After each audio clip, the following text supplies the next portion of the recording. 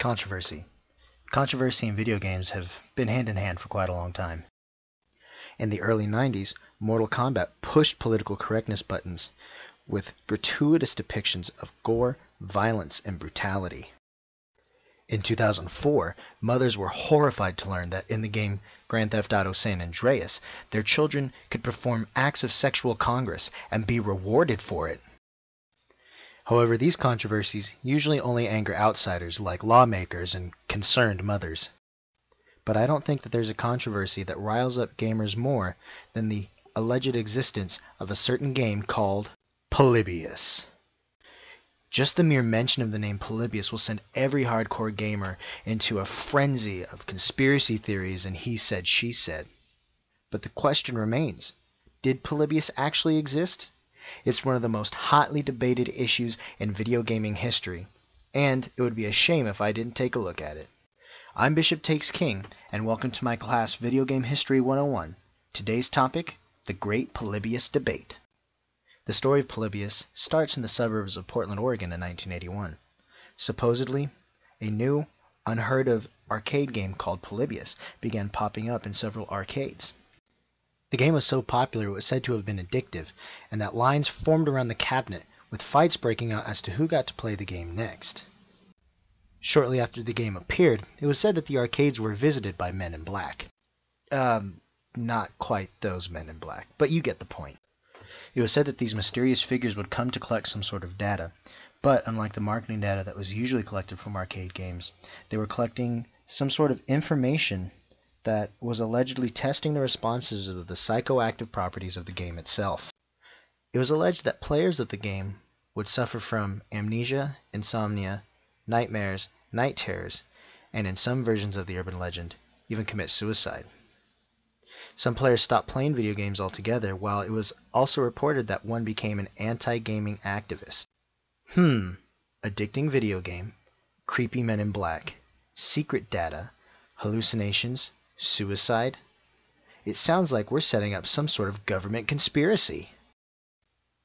It was said that the alleged creator, Ed Rotberg, was working with the government, and that his company, Sinneslotion, was actually some sort of secret government organization, considering that Sinneslotion is actually a slightly incorrect German translation for sensory extinguishing. If there's one people you can't trust, it's the Germans. It's also alleged that Sinneslotion is actually a code name for Atari, and that Atari had been approached by the government and contracted to make some sort of mind-altering video game. It was said that the gameplay was a vector graphic style shoot-'em-up game, slightly similar to the very popular game Tempest. The game also included subliminal messages which were supposed to influence the actions of anyone who was playing it. The actual origin of the story of Polybius is a mystery still. Some people believe it was a Usenet hoax, but others believe that it's a true story and the urban legend grew out of an exaggerated and distorted tale. They say that Polybius was actually an early beta version of Tempest, but the game caused problems with photosensitive epilepsy and motion sickness and caused vertigo in some players, and that the game was eventually pulled. It's interesting to note that GamePro magazine ran a story on video game urban legends called Secrets and Lies, and that the magazine said that the story of Polybius can neither be confirmed nor denied, and that it is very inconclusive. Snopes.com also debunked a myth that there was a modern-day version of the Polybius arcade machine still running. It was said that the actual cabinet was a rebuilt Pac-Man cabinet painted black with the name Polybius put on it. On 20 March 2006, a man named Stephen Roach posted on coinop.org claiming a story of his involvement with creating Polybius, and that he hoped to lay it to rest. He said he was working for some South American company who wanted to make a new approach to computer graphics, probably using vectors. He claimed that there was an error in the vector graphics and the game could cause epileptic fits and seizures, and that the game was recalled by the subcontractors, guess who, Sinneslotion, and that the company was disbanded and the program was eventually lost. On the 26th of April 2006, Dwayne Weatherall of GamePulse.co.uk interviewed Roach after he posted the message. However, the story that Roach gave had a lot of holes and inconsistencies and seemed to be researched directly from Wikipedia. The interview included some of Roach's background story and revealed that he was actually from Ryle, Wales, and that a possible recreation of his storyline was pretty much fabricated. In July of 2007, a Cineslotion website went online that actually offered a download of the Polybius game and cabinet art. The game was created using Dark Basic and features gameplay and graphics based around the interview that was given by Roach and messages taken from the 1988 movie They Live.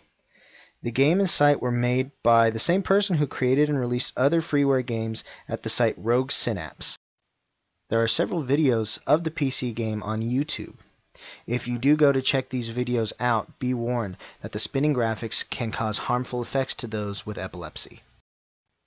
Just a funny little tidbit, in a 2006 episode of The Simpsons called Please Homer, Don't Hammer Him, Bart can be seen in an arcade looking at old 70s and 80s video games, and in the background, as he looks at a game called Triangle Wars, is Polybius, with one button on the console and property of the US government sprawled across the front. Pretty funny, Matt Groening. Now, I've read some blog and forum sites, and there are still some hardcore gamers out there who insist that Polybius actually existed and that it was actually some sort of government testing machine. Now, I don't know about all that. As far as I'm concerned, Polybius might or might not have existed. It might have been some sort of out-of-control urban legend that stemmed from a Tempest game, and it might have just not existed altogether. But it's a pretty interesting idea, and a very controversial one at that. If you're still convinced that the government's trying to control us through video games, I would suggest that you readjust your foil hat and go back to talking to your microwave. Well, that ends today's lesson in Video Game History 101, The Great Polybius Debate. I've been Bishop Takes King, reminding you to go in peace and don't forget to save. And if you do go outside, watch out for those black helicopters. See you guys later.